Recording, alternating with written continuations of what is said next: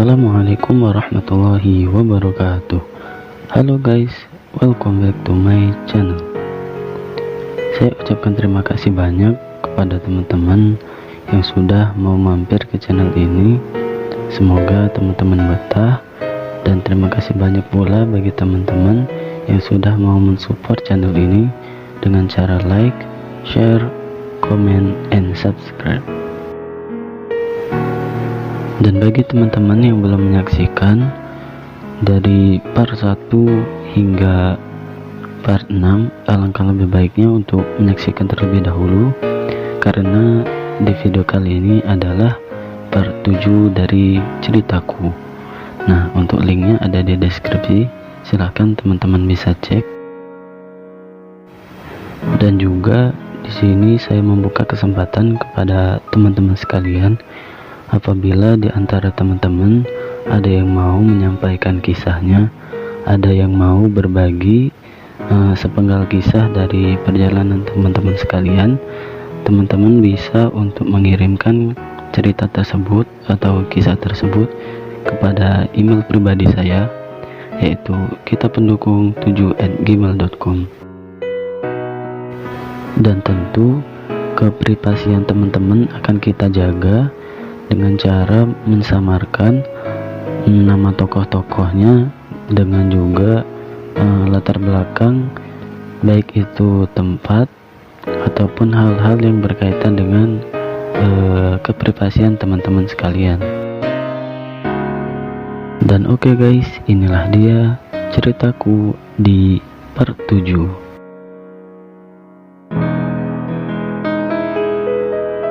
Pak J berlalu meninggalkan rumahku dengan disertai Mas Wandi yang ikut bersamanya.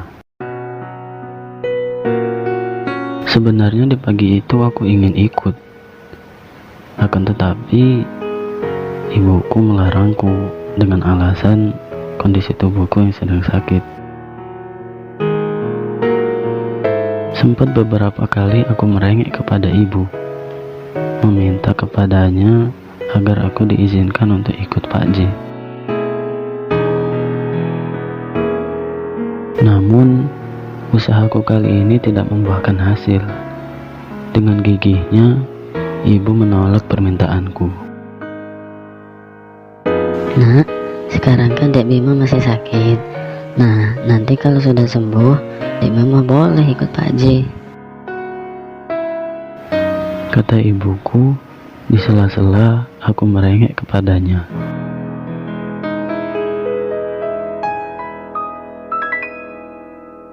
Oke guys, sebagaimana janji saya di video sebelumnya, dimana saya akan menjelaskan siapa itu Mas Wandi sebenarnya. Aku dengan Mas Wandi masih terhitung saudara, yang kalau dirincikan kami berbeda kakek. Aku adalah cucu dari kakekku, sedangkan Mas Wandi adalah cucu dari adiknya kakekku. Aku tidak tahu pasti umur berapa Mas Wandi kala itu. Kalau dikira-kira mungkin sekitar umur 20 tahunan. Dengan postur tubuhnya yang atletis dan juga dengan kulitnya yang putih kecoklatan, ya mirip-mirip seperti Pak J lah. Dan tentunya kulit Pak J yang lebih gelap daripada Mas Wandi. Dan ada satu hal perbedaan Mas Wandi dan Pak J yang sangat mencolok, yaitu gaya rambut, dimana rambut Pak J selalu dipotong pendek, dan sedangkan Mas Wandi rambutnya dibiarkan panjang hingga sebahu.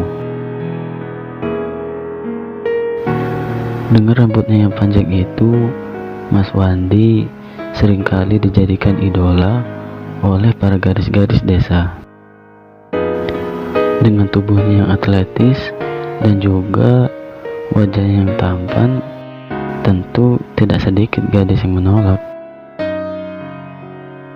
Terutama di saat turnamen voli berlangsung, di mana Mas Wandi merupakan salah satu objek yang menjadi sorotan publik. Dengan gagahnya ia bermain dan juga dengan rambutnya yang menari-nari saat ia meloncat, itu seolah-olah menjadi tambahan pesona pada dirinya.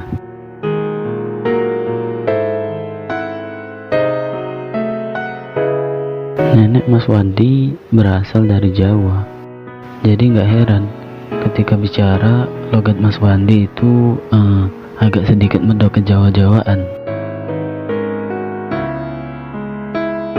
Mas Wandi juga baru beberapa bulan ada di sini.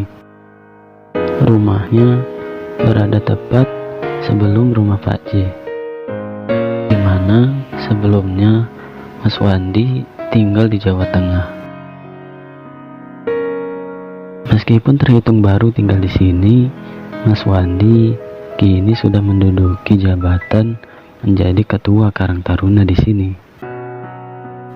Ya, itu semua karena jiwa sosialnya yang tinggi, sama seperti Pak J. Karena Pak J merupakan salah satu pembina dari Karang Taruna tersebut, jadi wajarlah Pak J dan Mas Wandi terasa begitu dekat. Tak heran pula, di setiap acara kemasyarakatan, pasti Pak J dan Mas Wandi selalu ikut serta mengambil andil di dalam acaranya. Seperti di pagi ini, ada kegiatan masyarakat untuk bersama-sama membajak sawah, di mana sawah itu merupakan dana dari masyarakat dan diolah juga oleh masyarakat itu sendiri untuk dibagikan ke seluruh masyarakat desa. Dengan Pak Bayan sebagai koordinator dari acara tersebut. Dan tentu Pak J dan Mas Wandi dengan senang hati ikut serta di dalam acara tersebut. Oke guys, kita kembali ke si Bima kecil.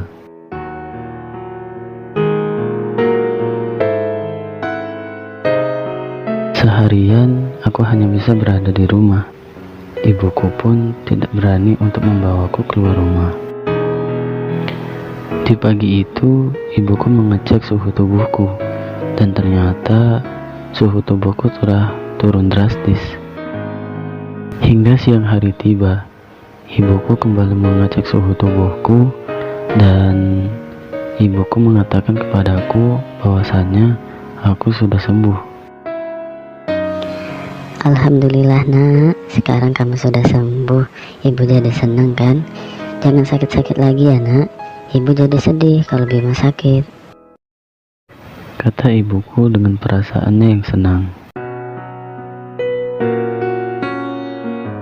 Waktu demi waktu kian berlalu. Kini hari telah menjelang sore. Setelah merasa cukup yakin aku telah sembuh total, dan juga mumpung suasana di luar rumah tidak hujan, ibuku berencana untuk membawaku keluar rumah. Seperti biasa, ritual balita pun dilaksanakan. Meski kala itu ibu tidak memandikanku, melainkan hanya membasuhku dengan air dan melumuri wajah dan leherku dengan pupur yang wangi. Dan tidak lupa pula dengan minyak telon, yang kali ini ibuku memberikanku minyak telon dengan tambahan ekstra. Setelah semuanya beres, barulah ibu mengajakku untuk beranjak keluar rumah. Tidak lupa pula untuk izin terlebih dahulu kepada bapakku. Suasana di sore itu terasa sangat hidup. Dengan mentari sore yang hangat menerpa desa, menambah hangatnya suasana.